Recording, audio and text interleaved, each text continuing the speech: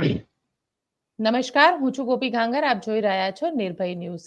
હવે આવતીકાલે ભારતીય કિસાન મોરચો જે છે તે હવે એક પંચાયત કરવાનો છે. મુઝફ્ફરપુરમાં પંચાયત થવાની છે. ત્યાં આગળ રાકેશ ટિકેટ સમેત બધા જ કિસાન નેતાઓ ત્યાં આગળ જોડાશે અને સાથે સાથે આપને એ પણ જણાવી દઈએ કે હજી પણ દિલ્હીની જે ચળવળ છે તે ચાલુ છે ખેડૂતોની. પંજાબ, હરિયાણા ના જે ખેડૂત છે તે દિલ્હી તરફ આગળ કૂચ કરી રહ્યા છે. પોલીસે પ્રોટેક્શન રાખવું પડ્યું છે. 3 દિવસ, આજે ત્રીજો દિવસ થઈ રહ્યો છે અને ખેડૂતોનું આંદોલન પોતાની માંગને લઈને ચાલે છે. એમએસપી નો જે ભાવ છે તે ભાવ નથી મળી રહ્યો.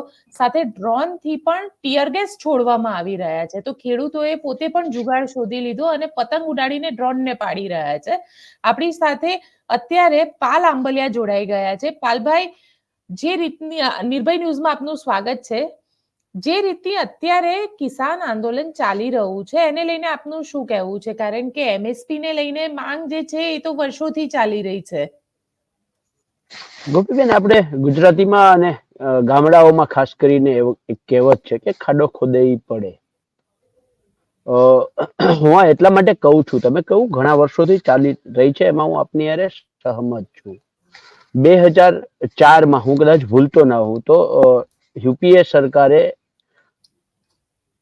સ્વામિનાથન પંચ એટલે આયોગની એક રચના કરી અને ઓક્ટોબર 2006માં લગભગ, અથવા તો ઓગસ્ટ, હું મહિનામાં નથી પણ 2006 મને કન્ફર્મ છે કે 2006માં એ રિપોર્ટ આવ્યો અને એ રિપોર્ટના આધારે સ્વામિનાથને ઘણી બધી ભલામણ કરી હતી. માત્ર ખેડૂતો જ નહીં, હારે હારે ગ્રામ્ય જીવન, લોકલ બોડી, આ તમામ બાબતોને લઈ અને એક ભલામણ એમણે કરેલી છે. કેટલી ભલામણો કરેલી છે તે પૈકીની ભલામણોનો અમલ કરવાની વાત 2012-13ની અંદર જે એક પાછું એક કમિશન રચાયું હતું, આયોગ રચાયો હતો અને એ ગુજરાતના જ નહીં પણ ભારતના તમામ મુખ્યમંત્રીઓએ સાથે મળી અને એક વર્કિંગ કમિટી બનાવી હતી અને જેના પ્રમુખ એ સમયના ગુજરાતના મુખ્યમંત્રી નરેન્દ્રભાઈ મોદી હતા.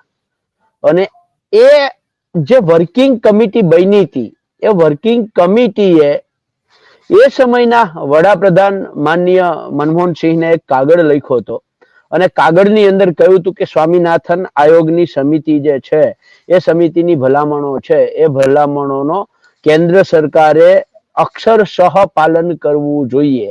આવું એ સમયના ભારતના તમામ મુખ્યમંત્રીઓનું બનેલું કમિશન, એ કમિશનના અધ્યક્ષ ગુજરાતના મુખ્યમંત્રી નરેન્દ્રભાઈ મોદીની આ લેખિત માંગ હતી. ત્યાર પછી 2013-14ની અંદર ભારતના અલગ અલગ ખેડૂત સંગઠનોની વચ્ચે જઈ અને હું કદાચ ભૂલતો ના હોઉં તો નામ સાથે કહું છું, નરેન્દ્રભાઈ મોદી, લાલકૃષ્ણ અડવાણી, રાજનાથ સિંહ, આ લોકો ખેડૂતોની વચ્ચે ગયા અને એણે એવું કહ્યું કે અમારી સરકાર આવશે. એમના ભાષણો પણ છે, એમનો પત્ર પણ છે. અમારી સરકાર આવશે તો અમે સ્વામિનાથન સમિતિએ જે એમએસપી ના ભાવ નક્કી કરેલા છે એ ભાવ મુજબ અમે ખેડૂતોને ટેકાના ભાવે ખરીદીનું અમે વચન આપીએ છીએ. આ ખેડૂતોની, આ જ ખેડૂતો જે આંદોલન કરે છે ત્યારે આ 12-13માં આ જ ખેડૂતો આંદોલન કરતા હતા. એમની વચ્ચે જઈને ફરક એટલો છે, નરેન્દ્રભાઈ એના એ છે, ત્યારે ગુજરાતના મુખ્યમંત્રી હતા, અત્યારે દેશના વડાપ્રધાન છે. ત્યારે એ એમએસપી માંગવામાં હતા, અત્યારે એ આપવામાં નથી.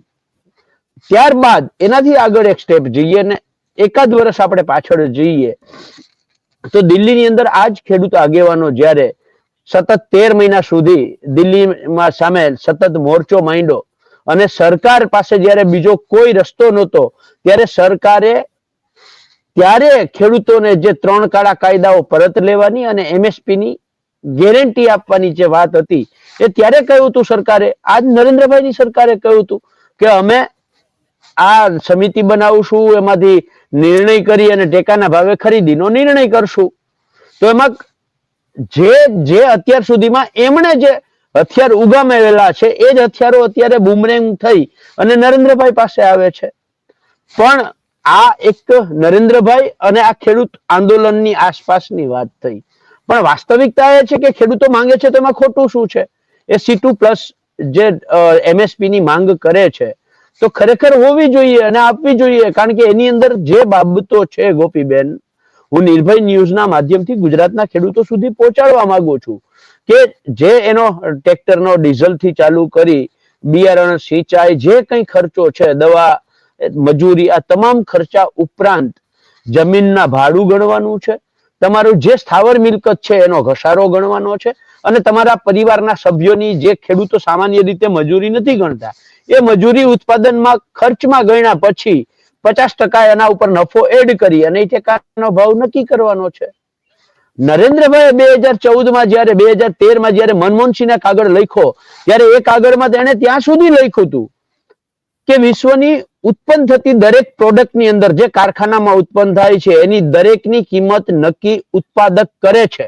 તો મારો ખેડૂત ભાઈ કેમ ઉત્પાદક કિંમત નક્કી ના કરી શકે કે એનો ખર્ચ કેટલો અને આ કેટલામાં વેચવી જોઈએ? એટલે એમાં આ MSP એટલે મિનિમમ સપોર્ટ પ્રાઇસ.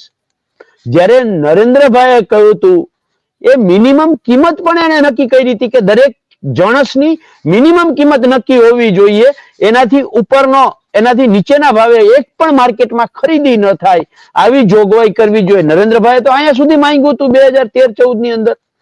તો ત્યારે નરેન્દ્રભાઈ આ વસ્તુ માંગવામાં હતા, ત્યારે નરેન્દ્રભાઈને આની પીડા હતી. તો અત્યારે એ પીડા ક્યાં ગઈ છે? અથવા તો નરેન્દ્રભાઈ મુખ્યમંત્રી તરીકે જે નરેન્દ્રભાઈ હતા એ નરેન્દ્રભાઈ દિલ્હી જતા જતા બદલાઈ ગયા કે શું થયું છે? આ એક પ્રશ્ન છે. એટલે ખેડૂતોની વ્યાજબી માંગ 2012-13 ની અંદર નરેન્દ્રભાઈ જ કહ્યું છે કે આ માંગ વ્યાજબી છે. બીજું, ખેડૂતો અત્યારે જે માંગે છે, બીજી માંગ જે છે એ મજૂરો અને ખેડૂતોના દેવા માફીની માંગ છે. તો એમાં ખોટું શું છે? એમાં ખોટું શું છે? પણ પાલભાઈ, ખેડૂતોનું દેવું, કારણ કે જોવા જઈએ તો દેશની ઇકોનોમીના લગભગ 70%, લગભગ 17 થી 18% જેટલું જે આખું ફંડ છે એમાં જતું રહે છે. કેટલા લાખ કરોડ હશે બેન? કેટલા લાખ કરોડ હશે? લગભગ 40 લાખ કે 45 લાખ કરોડની આજુબાજુ પહોંચે છે. બેન, એટલી તો આપણી શું કહેવાય, એમાં ક્યાંક તમારી ગણતરીમાં ભૂલ હશે, પણ હું એવું માનું છું કે લગભગ 16 થી 17 લાખ કરોડનું ખેડૂતોનું દેવું છે ભારતનું. આ ખેડૂતોનું દેવું 16 થી 17 લાખ છે, એની સામે 55 થી 60 લાખ કરોડ ખેડૂતો છે બેન. સોરી 55 થી 60 કરોડ ખેડૂતો છે, લાખ નહીં. 55 થી 60 કરોડ ખેડૂત પરિવારો છે. હવે મારો આપને સવાલ એ છે, નિર્ભય ન્યૂઝના માધ્યમથી, અને સીધો કેન્દ્ર સરકારને પણ સવાલ છે કે 2014-15 થી લઈ અને 2023 સુધીમાં નરેન્દ્રભાઈની સરકારે જે ઉદ્યોગપતિઓના 200-250 ઉદ્યોગપતિઓના ટોટલ જે રાઇટ ઓફ કર્યા છે પૈસા, એ 24,95,000 કરોડ છે. કેટલા? 24,95,000 કરોડ રૂપિયા નરેન્દ્રભાઈની સરકારે 2014-15 થી લઈ અને 2023 સુધીમાં આરટીઆઈમાં સુરતના સંજય એજાવા કરીને ભાઈ છે, એમણે આરટીઆઈ કરી હતી, ને આરટીઆઈમાં આ જવાબ છે રિઝર્વ બેંકનો. જો 200-250 ઉદ્યોગપતિઓ, માત્ર 200-250 ઉદ્યોગપતિઓના 24,95,000 કરોડ રૂપિયા જો આ સરકાર માફ કરી શકતી હોય, તો 55 થી 60 કરોડ ખેડૂતોનું, મજૂરોના કદાચ 17-18 લાખ કરોડ દેવા કદાચ માફ કરવા પડે તો, અને એ જે ખેડૂતોના 17-18 લાખ જે દેવા છે એ દેવાની અંદર એની લાંબા ગાળાની લોન પણ આવી જાય છે, ટૂંકા ગાળાની લોન પણ આવી જાય છે બેન. એટલે એની અંદર સરકારે કદાચ, મારા ખ્યાલથી જો દેવા માફીની વાત આવે તો કદાચ 9 થી 10 લાખ કરોડ જ માફ કરવા પડે એમ છે. 250 લોકો માટે તમે જે જાજમ પાયથરી છે અને જે રાઇટ ઓફ કર્યા છે એના 50% રકમ પણ 55-60 કરોડ ખેડૂતો માટે સરકાર આ ન કરી શકે તો એમાં ખેડૂતો માંગે છે તો ખોટું શું છે? ઉદ્યોગોને તમે આપો છો તો ખેડૂતોને આપવામાં તકલીફ ક્યાં છે બેન? નંબર આ બીજો મુદ્દો છે કે જે ખેડૂતો માંગે છે એની માંગ એકદમ વ્યાજબી છે, 100% સાચી છે, એમાં કોઈ ખોટી નથી બેન. તમે કહી રહ્યા છો કે ખેડૂતોની માંગ વ્યાજબી છે, પણ જે રીતે ખેડૂતો અત્યારે ત્યાં આગળ ભેગા થાય છે, શંભુ બોર્ડર હોય કે પછી દેશની અલગ અલગ જે દિલ્હી અને હરિયાણાને જોડતી અલગ બીજી બોર્ડર હોય, આ બધી જગ્યા ઉપર જે રીતે અત્યારે ત્યાં આગળ એક ટેન્શનનો માહોલ થઈ ગયો છે અને એને લઈને હવે ક્યારેક લાઠીચાર્જ ત્યાં થઈ રહ્યા છે, ક્યારેક ટીયર ગેસ છોડાઈ રહ્યા છે. શું કહેશો? કારણ કે આ પહેલા જે કિસાન આંદોલન થયું હતું 700 જેટલા ખેડૂતોનું મૃત્યુ થયું હતું. બેન, તમે પણ શું કહે માતા છો, હું એ 2 દીકરીઓનો બાપ છું.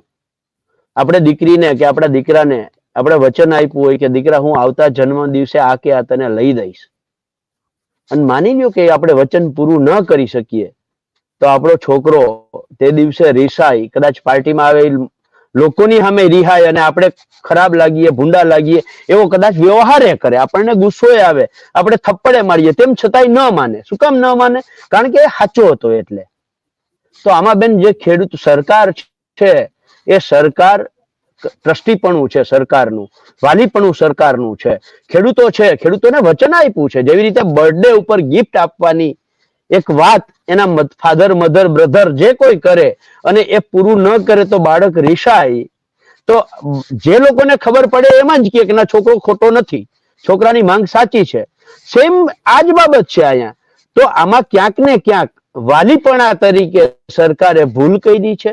ટ્રસ્ટશીપ સરકારની જે છે એ ટ્રસ્ટશીપની જગ્યાએ ક્યાંક ડિક્ટેટરશીપ આવી ગઈ છે. એટલે બહુ લોકશાહીની જગ્યાએ ડાયરેક્ટ હિટલરશાહી આવી હોય. બેન, હું આપના જ માધ્યમથી પૂછવા માંગુ છું, હું ફરીથી તમને 2013-14 માં લઈ જાઉં છું. અન્ના હજારે આંદોલન તમે જોયું હશે, દિલ્હીમાં જ થયું હતું ને, સરકાર સામે જ થયું હતું, હજારો લોકોએ આવ્યા હતા.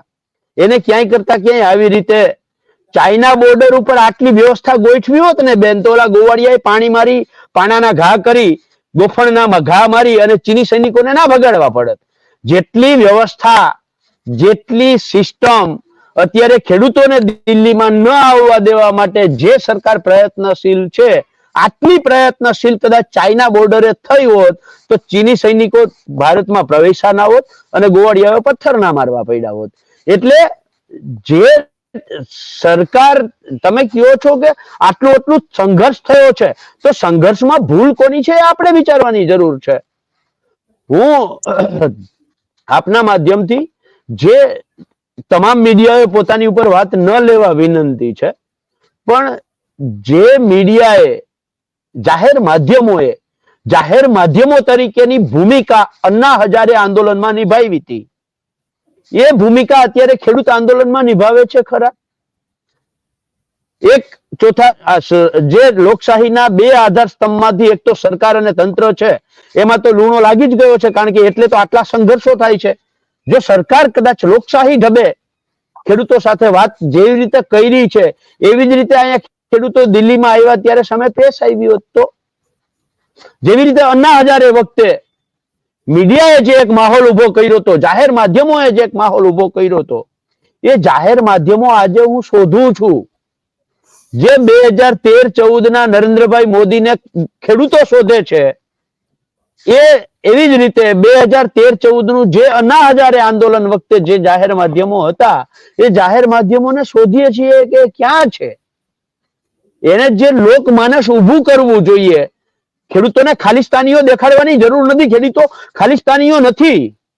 ખેડૂતો પાસે ઓડી કાર લઈને ખેડૂતો આવે કે ફોર્ચ્યુનર ની અંદર ટ્રેક્ટરની ટ્રોલી લઈને આવે, તો એમાં આ અમીરો છે એમ દર્શાવવાની જગ્યાએ ખેડૂતના દીકરાઓએ પરસેવો પાડીને, 5 દીકરા હોય તો 2 દીકરા ખેતી કરે, બાપ ખેતી કરે, ઘરની બાયું છે એ ખેતીમાં રહીએ, અને 3 દીકરાઓ બીજે ક્યાંક નોકરી કરે, ધંધો કરે, અને એના કારણે પરિવારની અંદર એક હાઈફાઈ ગાડી આવે, તો એ ગાડી જ્યારે ખેડૂતના દીકરાને ખબર પડે છે કે મારા બાપને અત્યારે તકલીફ છે, ત્યારે એમ કહે છે કે આ ફોર્ચ્યુનર છે ને, આ ફોર્ચ્યુનર મારા માટે ટ્રેક્ટરની ટ્રોલી પાછળ લગાડવા બરાબર છે. અને એટલે ફોર્ચ્યુનર લઈને આવે છે અને કહેવા માંગે છે કે હું ભલે અત્યારે અરબપતિ થઈ ગયો છું, પણ મારો સાચો બાપ છે ને આ ખેડૂત છે, મારો સાચો અન્નદાતા છે ને એ ખેડૂત છે. આજે હું એની હારે એમને જરૂર છે એટલે એમની હારે ઉભો છું. મારે લક્ઝરી લાઈફની જરૂર નથી. આ પંજાબ હરિયાણાના ખેડૂતોની વાત હું એટલા માટે કરી શકું છું કે ગયા વખતે હું 47 દિવસ આ ખેડૂતોની વચ્ચે રહ્યો છું, એમની વ્યથા સાંભળી છે. એવા અમીરો લોકો છે એમની વચ્ચે હું બેઠો છું, જે ઓડી વાળા હતા એમની હારે હું બેઠો છું, અને એ લોકો રાતે ઓડી હોવા છતાં રાતે ત્યાં ફૂટપાથ ઉપર પાથરીને સૂતા હતા, ટ્રેક્ટરની ટોલીમાં પાથરીને સૂતા હતા. એ ત્યારે એના બંગલે નહોતા ભાગી જતા. એ ખેડૂત જ્યારે આંદોલન કરે છે ત્યારે એ ખેડૂત થઈને રહે છે, એમાં કોઈ શંકાને સ્થાન નથી. એના કારણે કદાચ કોઈના પેટમાં તેલ રેડાતું હોય તો ભલે રેડાય, પણ વાસ્તવિકતા તો આજ છે કે એ ખેડૂતના દીકરા છે. અને ત્યાં આટલું મોટું આંદોલન થવા પાછળની અથવા તો એક મજબૂતાઈનું નિર્ભય ન્યૂઝના માધ્યમથી ગોપીબેન હું કહેવા માંગુ છું કે ત્યાં દરેક ખેડૂત સંગઠન છે, એ દરેક ખેડૂત એ કોઈને કોઈ એક સંગઠનનો સભ્ય છે. અને જ્યારે પોતાની ખેત પેદાશ વેચે છે ને, ત્યારે એની અંદર 0.5%, 1%, 2% જે કંઈ સંગઠને નક્કી કરેલી કિંમત છે, એક જેટલું વેચાણ થાય એ વેચાણની એટલી ટકાવારી પોતાના સંગઠનમાં પૈસા આપે છે. અને એના કારણે એના સંગઠનો આર્થિક રીતે મજબૂત છે, સંગઠનની રીતે મજબૂત છે. કારણ કે માણસ જ્યારે પોતે પોતાના સંગઠનમાં ક્યાંક ફંડ આપે તો એને એમ થાય કે આ મારું સંગઠન છે, અને એટલા માટે એમાં જોડાયેલો છે, લાગણીથી જોડાયેલો છે, આર્થિક રીતે જોડાયેલો છે. અને એટલા માટે દિલ્હી, પંજાબ, હરિયાણાના તમામ ખેડૂત સંગઠનો મજબૂત છે.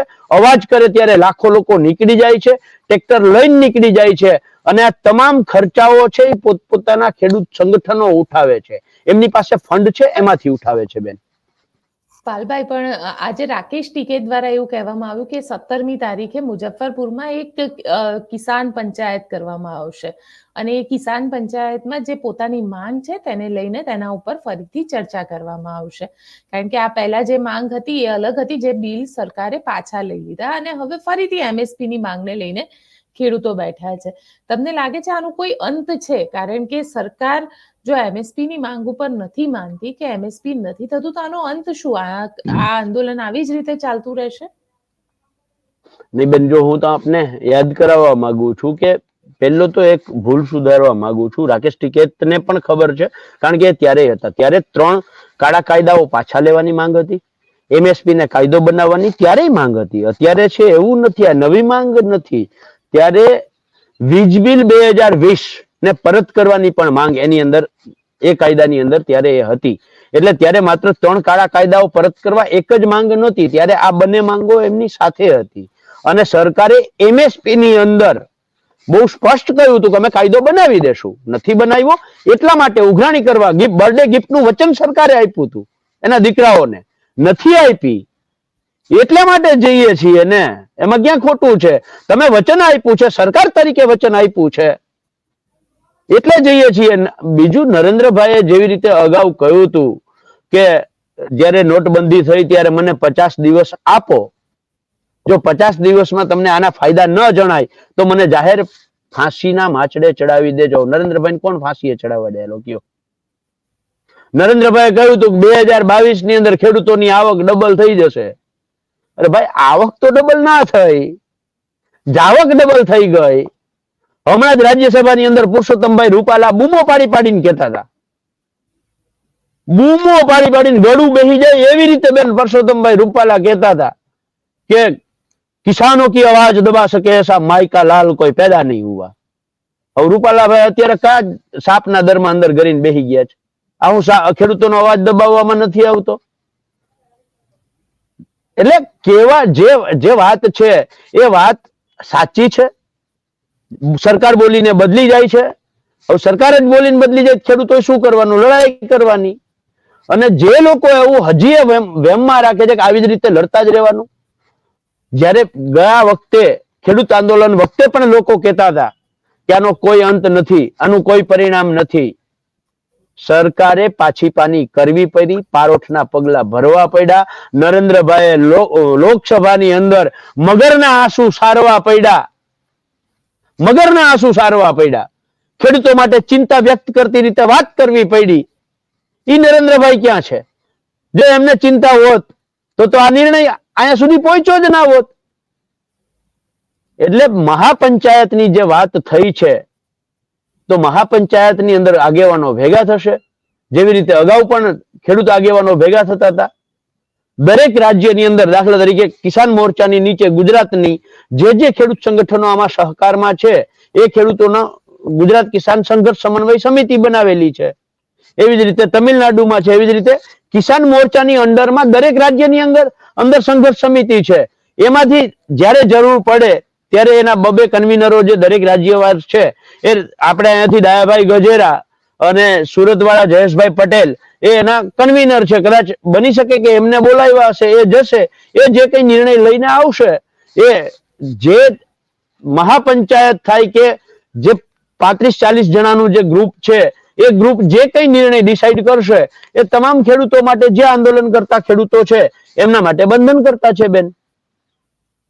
અચ્છા, આ આંદોલન ગુજરાતની અંદર પણ કરવામાં આવશે? કારણ કે ગુજરાતની અંદર પણ ખેડૂતો ઘણા વખતથી પોતે કંટાળેલા છે. તેમને પાકના જે MSP મળવી જોઈએ તે MSP નથી મળતી, તેમના પાકને નુકસાન જાય છે. પાક વીમાને લઈને પણ તમે મીટિંગ અત્યારે કરી હતી. પાક વીમાને લઈને તમારું કહેવું છે કે 4 વર્ષના પાક વીમાના હિસાબ પત્રકો જે જાહેર કરવા માટે તમે લોકોએ માંગ કરી છે, તો ગુજરાતની અંદર પણ આ પ્રકારના આંદોલનની તૈયારીઓ તમે કરી રહ્યા છો? બેન, હું આપના માધ્યમથી કહું, રાજકીય પક્ષ સાથે જોડાયેલો છું. કિસાન મોરચાને લાગે વળગે છે ત્યાં સુધી ડાયાભાઈ ગજેરા અને જયેશભાઈ પટેલ એ સંઘર્ષ, હું ગુજરાત કિસાન સંઘર્ષ, અમાર શું કહે, સંઘર્ષ સમિતિની અંદર ગુજરાત કિસાન કોંગ્રેસ, અમે એની હારે જોડાયેલા છીએ. પણ નિર્ણય કરતા એ બે છે. એ જે કઈ નિર્ણય કરશે એ આવકાર્ય છે. અને કેટલાય, મારા ખ્યાલથી, મને જ્યાં સુધી ખબર છે ત્યાં સુધી લગભગ 100 થી 150 ખેડૂતો છે અત્યારે દિલ્હી ઓલરેડી પહોંચી ગયા છે, જેને અંદરથી ઉત્કંઠા છે. અને એ લોકો એવી રીતે ગયા છે કે ક્યાંય કરતા ક્યાંય એને સોશિયલ મીડિયામાં દિલ્હી પહોંચ્યા સુધી જાહેરાત નથી કરી. સમજો, જો જાહેરાત કરે તો આ હોમ અરેસ્ટ કરી દે છે આ સરકાર. આંદોલન કરવાની વાત તો દૂર રહી, તમે એમ કહો કે હું ગુજરાતનો ખેડૂત છું અને હું દિલ્હી જાઉં છું, તો તમને બીજા દિવસે હોમ અરેસ્ટ કરી દેવામાં આવે. ગયા વખતે આંદોલનની અંદર, હું નામ જોગ તમને 3-4 નામ આપું છું. રતનસિંહ ડોડિયા, સુરેન્દ્રનગર, એમને 43 દિવસ સુધી હોમ અરેસ્ટ રાખ્યા.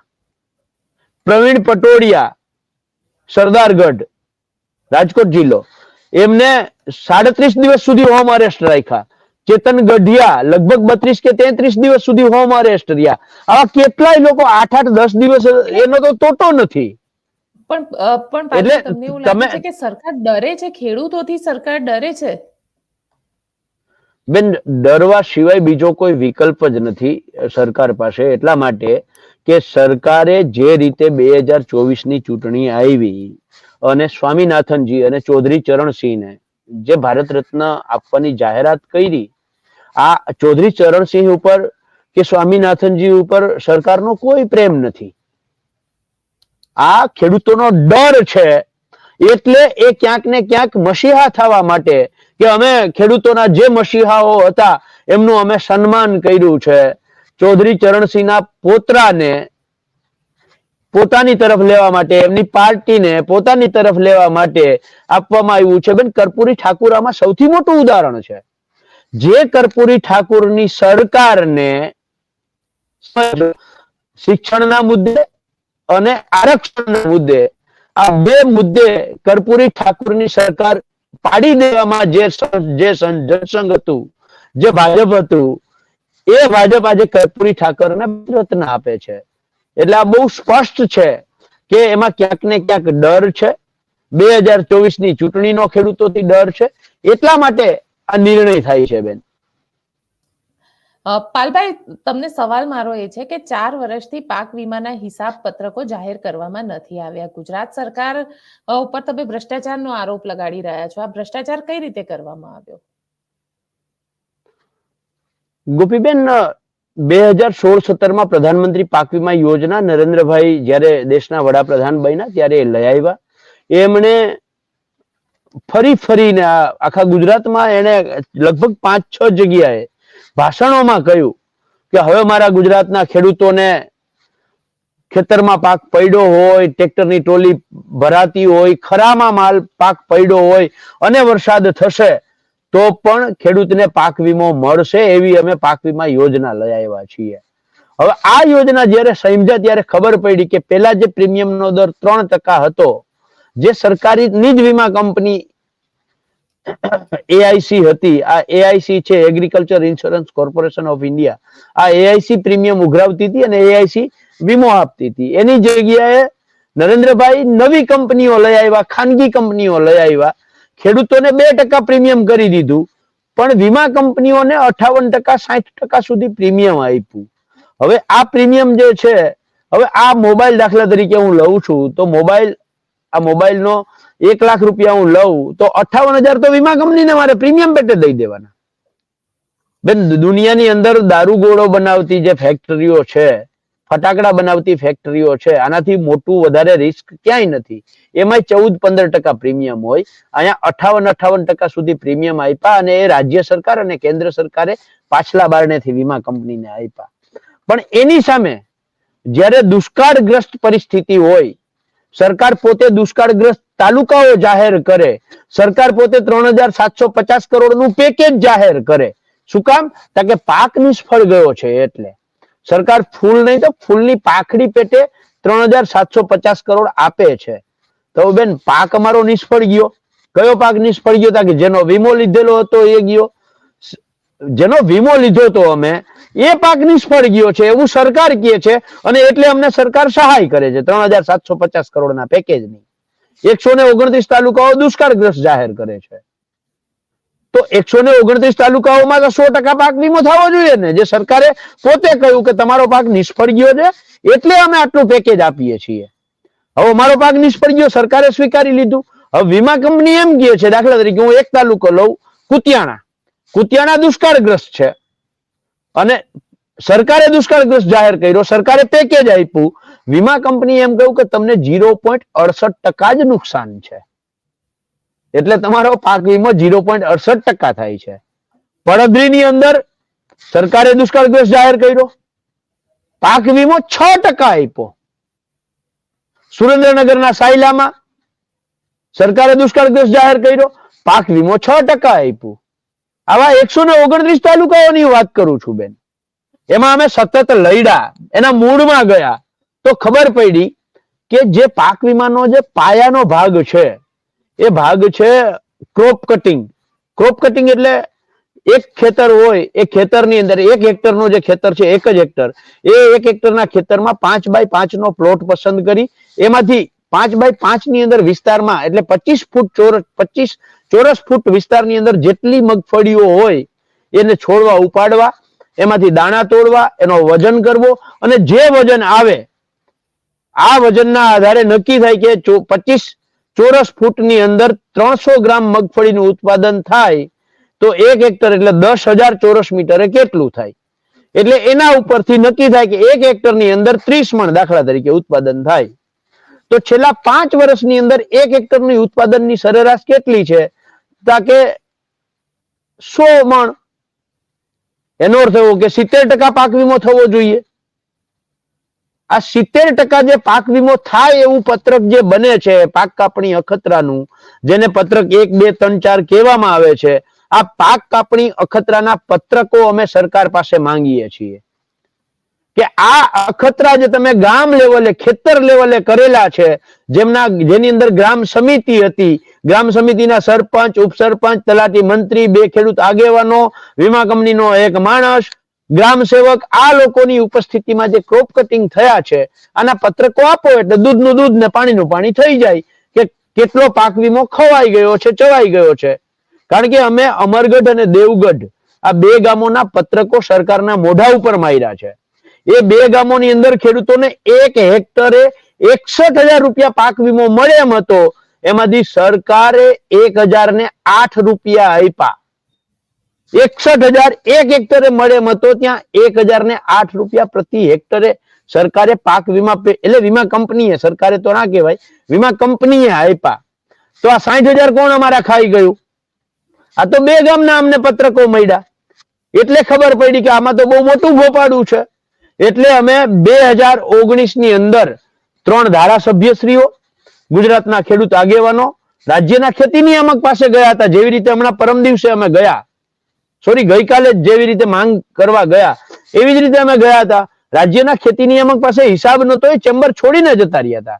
અમે ચેમ્બરમાં રાતવાસો કરેલો છે 24 કલાક સુધી પાક વીમાનો હિસાબ માંગવા માટે, અને સરકારે બીજા દિવસે પરિપત્ર કર્યો કે 3 વર્ષ સુધી આ પત્રકો જાહેર કરી શકાય નહીં, રક્ષિત રાખવાના છે. 3 વર્ષ સુધી અમે રાહ જોઈ, 3 વર્ષ પૂરા થયા, ફરીથી અમે આરટીઆઈ માં માંગવાનું ચાલુ કર્યું. કોંગ્રેસ પક્ષના ધારાસભ્યોએ સંકલન સમિતિ, જે જિલ્લાની અંદર સંકલનની બેઠક હોય છે, આ સંકલનમાં પ્રશ્નો પૂછવાના ચાલુ કર્યા. આરટીઆઈ માં પણ સરકારના ગોળ ગોળ જવાબ, ધારાસભ્યશ્રીને પણ ગોળ ગોળ જવાબ. એટલે અમે રાજ્યના ખેતી નિયામકને ફરિયાદ કરવા ગયા હતા કે અમે ધારાસભ્યશ્રી જે સાથે હતા એમણે કહ્યું કે અમે જે સંકલન સમિતિમાં પ્રશ્નો પૂછીએ છીએ એ આપવામાં નથી આવતા. અમે કહ્યું આરટીઆઈ કરીએ છીએ એમાં જવાબ આપવામાં નથી આવતા. સરકારના 3 વર્ષ પૂરા થઈ ગયા છે, હવે સરકાર પાસે બીજો કોઈ વિકલ્પ નથી. શું કામ તમે જવાબ નથી આપતા? એટલે મેં ચેલેન્જ સાથે કહ્યું હતું કે આ પાક વીમાના પત્રકો આપવામાં આવે તો હિસાબ અમે કરી દઈશું. સાબિત થાય ઓછામાં ઓછો 35 થી 40 હજાર કરોડનો પાક વીમાની અંદર ભ્રષ્ટાચાર આ 4 વર્ષમાં થયો છે. ખેડૂતોના હકના પૈસા ગયા છે. અને શું કામ થાય છે બેન, એ હું તમને કહું છું. 4 વર્ષની અંદર હું તમને વર્ષ વાઇઝ કહું. વર્ષ 2016-17 છે એ આખું દુષ્કાળગ્રસ્ત વર્ષ હતું. એમાં સરકારે લગભગ સૌરાષ્ટ્રનો તો પોણો ભાગ દુષ્કાળગ્રસ્ત જાહેર કર્યો હતો. 17-18 ની અંદર આબુ અને રાજસ્થાનની અંદર જે બહુ અતિવૃષ્ટિ થઈ એના કારણે સાબરકાંઠા, બનાસકાંઠાની અંદર જે પાણી આવ્યું હતું, અડધું બનાસકાંઠા લગભગ તણાઈ ગયું હતું. સુરેન્દ્રનગર સુધી, એની મોરબી સુધી એની જે અસર આવી હતી એ અતિવૃષ્ટિ વાળું આખા ગુજરાતમાં વર્ષ હતું. એના કારણે ખેડૂતોનો પાક નિષ્ફળ ગયો હતો. એમાંય સરકારે નાનું મોટું શું કહેવાય પેકેજ જાહેર કર્યું હતું. ફરીથી 2018-19 ની અંદર સરકારે 129 તાલુકાઓ દુષ્કાળગ્રસ્ત જાહેર કર્યા હતા. ત્યારે દુષ્કાળગ્રસ્ત જેવી પરિસ્થિતિ હતી. અને 2019-20 ની અંદર બેન લગભગ 2.5 મહિના સુધી ખેતરમાંથી પાણી બહાર નહોતા નીકળ્યા. એટલો વરસાદ પડ્યો હતો, સતત વરસાદ પડ્યો હતો. અને એના કારણે પાક નિષ્ફળ ગયા છે ખેડૂતોના. એમાંય સરકારે એટલે 4 વર્ષમાં સરકારે પાક નુકસાની પેટે આર્થિક પેકેજ જાહેર કર્યા છે. અને પાક વીમો 0.8%, 0.68%, 6%, 12%, 15%, 20% થી ઉપર પાક વીમો જ નથી આપ્યો. એટલે અમે કહીએ છીએ, એટલે અમને શંકા જાય છે કે પાક વીમાની અંદર ભ્રષ્ટાચારમાં મોટા ભોપાળા થયા છે, મોટા ગોટાળા થયા છે. અને ઓછામાં ઓછો 35 થી 40 હજાર કરોડનો ભ્રષ્ટાચાર પાક વીમામાં છુપાયેલો છે. અને એટલે સરકારે અધિકારીઓને હું યાદ કરાવવા માંગુ છું નિર્ભય ન્યૂઝના માધ્યમથી, 2016-17 ની અંદર પત્રકો ન આપવા પડે મને આરટીઆઈમાં અને અમારા બધાની જે આંદોલનને લડાઈ હતી, એટલે સરકારે ઓરલી પાડશાલા નામના નાયબ ખેતી નિયામક વિસ્તરણ દ્વારકા એમણે રાજીનામું આપી દીધું હતું. અને એને જાતા જાતા કહ્યું હતું કે પાલભાઈ, મને છે ને ખેડૂતોનું હું ખોટું નથી કરી શકતો, હું રાતે સૂઈ નથી શકતો જો હું અને તમને માહિતી આપી નથી શકતો. આ પાડશાલા અધિકારી આજે હયાત છે, એમણે રાજીનામું આપી દીધું હતું. શું કામ? કે ઓરલી આ સરકાર લેખિત આદેશ નથી કરતી, ઓરલી આદેશ કરે છે કે આ નથી આપવાનું, આ નથી આપવાનું, આ નથી આપવાનું. અને નિર્ભય ન્યૂઝના માધ્યમથી ચેલેન્જ સાથે કહું છું સરકારને, તમે પાક વીમાના પત્રકો આપો, અમે સાબિત કરી દઈએ 35,000 કરોડથી વધારે ભ્રષ્ટાચાર થયો છે, ઓછો નથી થયો. પાલભાઈ, આપ અમારી સાથે જોડાયા તેના માટે આપનો ખૂબ ખૂબ આભાર. અને આગળ પણ, કારણ કે ખેડૂતોનું આંદોલન ચાલી રહ્યું છે અને જે પણ હશે, કારણ કે એક સવાલ તમને પૂછવાનો રહી ગયો પાલભાઈ, જે રીતે ત્યાં ડ્રોનનો ઉપયોગ કરવામાં આવ્યો, ડ્રોનથી જે રીતે ત્યાં આગળ ટીયર ગેસના સેલ છોડવામાં આવ્યા, જે રીતે આખું એક પ્રોટેક્શન વોલ ક્રિએટ કરવામાં આવી, એને લઈને આપ શું માનો છો? બેન, મેં મારી વાતની અંદર આ જવાબ પહેલા આપી જ દીધો છે કે ખેડૂતો છે આતંકવાદીઓ નથી, ખેડૂતો છે ખાલિસ્તાનીઓ નથી, ખેડૂતો છે એ બીજા દેશમાંથી આવતા, દુશ્મન દેશમાંથી આવતા માણસો નથી. એ દેશને ક્યાંય કરતા ક્યાંય નુકસાન કરનાર વ્યક્તિઓ કે ઈસમો નથી. એ દેશના અન્નદાતા છે, ખેડૂતો છે. અને આપણે બધાએ જેને જગત તાતની ઉપાધિ આપી છે એ જગત તાત છે. આટલી વ્યવસ્થા જેટલી દિલ્હીમાં ખેડૂતોને આવતા રોકવા માટે આ સરકારે જે વ્યવસ્થાઓ, આયોજન, પદ્ધતિ અને જેટલા અખતરાઓ અખત્યાર કર્યા છે, આટલા અખતરાઓ જો પાકિસ્તાન અને ચીનની બોર્ડર ઉપર કરે ને તો એક આતંકવાદી કે એક ઘૂસણખોરી ભારતમાં કરી ના શકે, એ ગેરંટી સાથે હું કહું છું. આટલું મેનેજમેન્ટ જો એ વિદેશમાંથી આવતા આપણી સીમા પર આપણા જવાનોને ક્યાંક ને ક્યાંક નુકસાન કરીને, અટકચાળો કરીને જે જાય છે, એ એટલા માટે કે ત્યાં તમારી લાપરવાહી છે, સરકારની લાપરવાહી છે. ત્યાં આ જવાનોને અહીંયા દિલ્હીમાં એમના બાપને, ખેડૂતોને, કારણ કે અમે જવાન અને કિસાન મોટા ભાગે, હું ગેરંટીથી કહું છું, જેટલા જવાન છે એમાંથી 90% ખેડૂત પરિવારના દીકરા છે. આજે આ સરકારે એક જ પરિવારના 2 દીકરાઓને, કિસાન અને જવાનને સામસામે કરવાનું કૃત્ય કર્યું છે, ષડયંત્ર કર્યું છે. આ જવાનોને જો છૂટો દોર આપવામાં આવે તો ગેરંટીથી કહું છું, ચીન જેટલું આની પર ઘૂસ્યું છે ને એની ડબલ ચીનની અંદર જવાનો ઘૂસી જવાની ક્ષમતા રાખે છે. પણ એમને ખેડૂતોને રોકવા માટે ઉપયોગ કરવો છે. ને જ્યારે ચીની વડો અહીંયા આવે છે ત્યારે એની હારે બેસીને હિંડોળામાં હિંચકા ખાવા છે. ખેડૂતો ઉપર ધ્યાન રાખવાની જરૂર નથી નરેન્દ્રભાઈ. જે ચાઇનાઓ, ચીનાઓ જે ઘૂસે છે ને એના તરફ ધ્યાન આપો. ખેડૂતો પોતાનો હક માંગવા આવે છે ને તમે વચન આપ્યું હતું, એ વચન તમને પાછું યાદ કરાવવા આવે છે કે તમે આ વચન આપીને ગયા છો. 2013-14માં તમે આ વચન આપ્યું છે. 2013-14માં તમારી માંગ હતી, તમારી પોતાની આ માંગ હતી. અને છેલ્લે દિલ્હી ખેડૂત આંદોલન જ્યારે સમાધાન થયું ત્યારે સમાધાન એ શરતે થયું છે કે MSP ની ગેરંટી આપવામાં આવે અને કાયદો બનાવવામાં આવે. આ તમારું વચન હતું.